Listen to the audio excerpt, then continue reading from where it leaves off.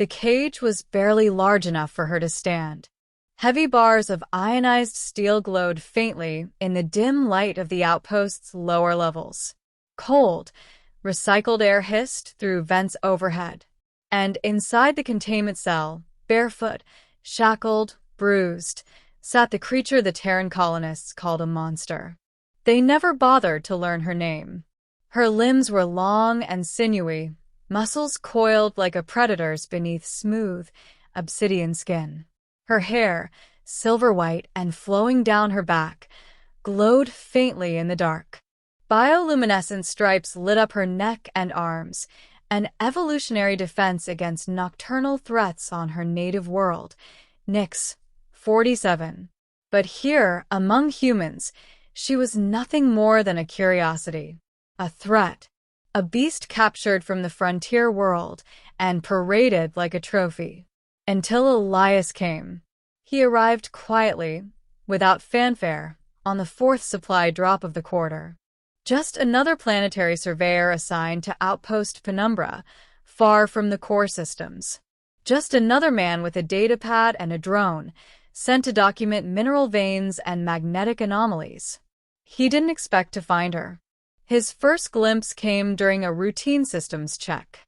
The lower deck lights flickered as he passed the observation wing, and he paused because he saw movement in the cell. A figure, curled in the far corner, shackled and bleeding from a split lip. Elias stared through the reinforced glass. She stared back. He asked around. "Don't bother," said Commander Bragg, chewing a stick of synthetic gum. "She's not one of the nice ones. Killed 2 scouts before we captured her. Probably feral. Some Nyxian offshoot. Doesn't talk. Just growls." "She attacked?" Elias asked carefully. Bragg shrugged. "She was found near a downed shuttle. Our boys opened fire. She fought back. We had to trink her. Brought her here to study." Elias frowned. "Study or cage?" Bragg didn't answer. Later that night, Elias returned to the lower levels. He stood in front of her cell, silent. This time, she was sitting cross-legged, eyes closed as if meditating. Her breathing was calm. No growls. No aggression. Only silence and pain. "I'm Elias," he said, voice barely above a whisper. "Do you understand me?" Her eyes flicked open, deep violet, unnervingly intelligent. She didn't answer, but she looked at him. Not like a beast. Not like a cornered animal. Like someone waiting. He came back the next night. And the next. Days turned into a week. Each night, Elias returned, sometimes with small offerings, a blanket, a flask of clean water, a light stick for her dark cell. He talked. She listened. And eventually, she began to speak. Her voice was low and melodic, with the accent of someone learning speech by ear. "Your people hurt me. Took me from my home. Killed the ones I loved." "I'm sorry," Elias whispered. "They said I was dangerous. But I was only defending myself. What's your name?" She hesitated, then spoke a Nyxian word, Kalari. "What does it mean?" She tilted her head. "In your tongue. It is closest to she who walks in shadow." Elias dug into the outpost records. The shuttle crash wasn't a scout ship at all. It was an unregistered salvage skiff, illegally mining Nyx, 47 without permits. Her people had tried to defend themselves. The so-called attack was self-defense. When he brought this to Bragg, the commander sneered. "You got a soft spot for monsters, surveyor?" "She's not a monster," Elias replied coldly. Bragg laughed. "Well, she ain't human." "No," Elias said. "She's better." The order came a week later.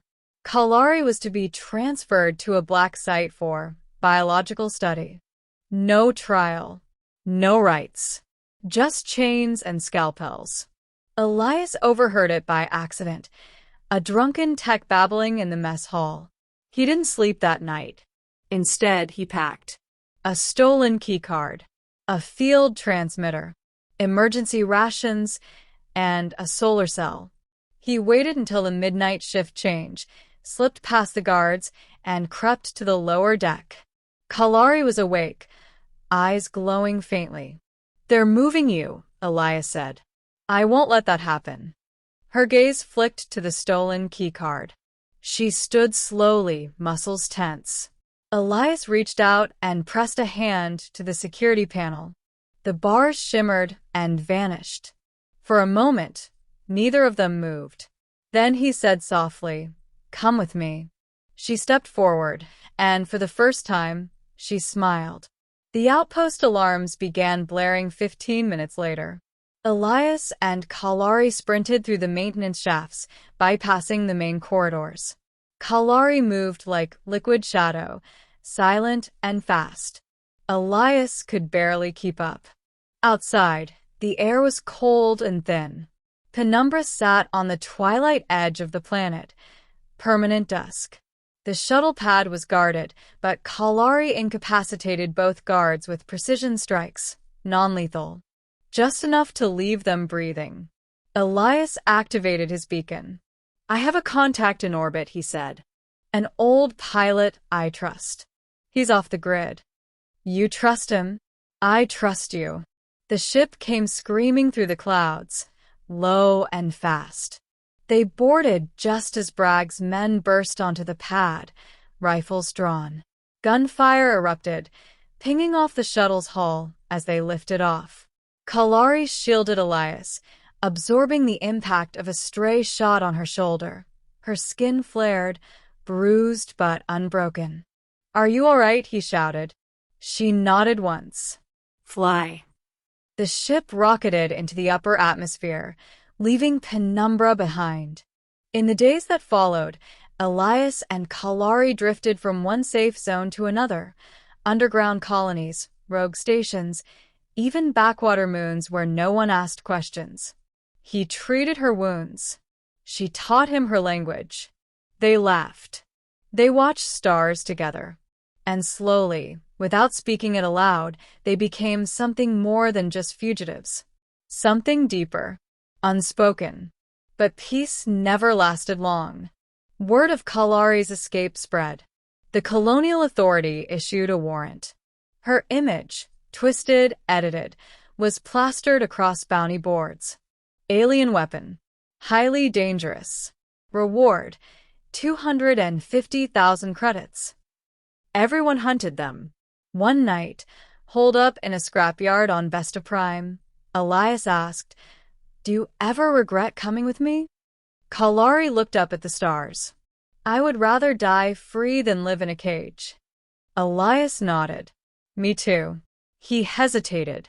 Then he reached for her hand, and she took it. Not out of desperation, not out of fear, but because they chose each other. Eventually, they made their way to Nix 47, Kalari's homeworld. The forests had regrown since the skirmishes. The old wounds of fire and blood were healing. Her people, what remained of them, emerged from hiding when they saw her return. Some wept, some knelt, and some glared at Elias with distrust.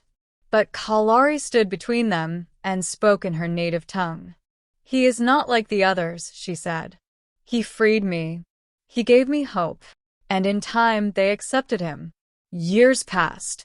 The colonies forgot about the monster. The bounty expired. New wars distracted the core systems. And out in the wilderness of stars, Kalari and Elias built something new, a home among the ruins, a garden in the wild. They raised hybrid seedlings that sang to the moonlight.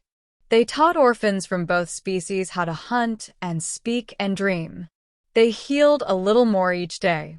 No longer fugitive, no longer alone. And on quiet nights, when the stars glowed brightest and the wind was soft through the trees, Kalari would rest her head on Elias's shoulder. "They locked me in a cage," she would whisper. "But you saw me." "I saw you," Elias would say. "And I'll never stop."